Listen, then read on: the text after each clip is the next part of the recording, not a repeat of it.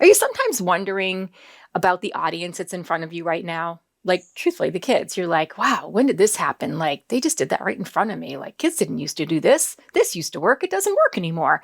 And sometimes that can feel really frustrating. But I want to give you a tip that I think can be super helpful because it's been really helpful for me. Sometimes we get stuck in the way it should be versus the way it is.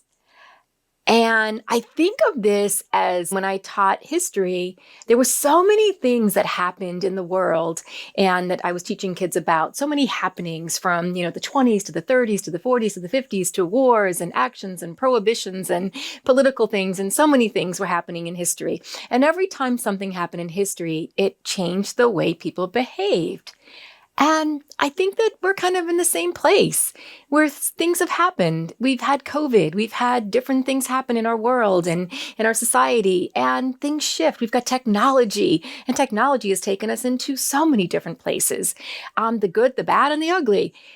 But it is the way it is. And I'm not going to say it is what it is, but stop getting bogged down in the way it should be and lean into the way it is.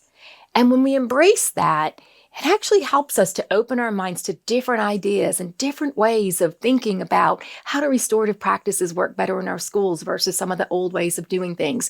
How does in-school suspension change into in-school intervention?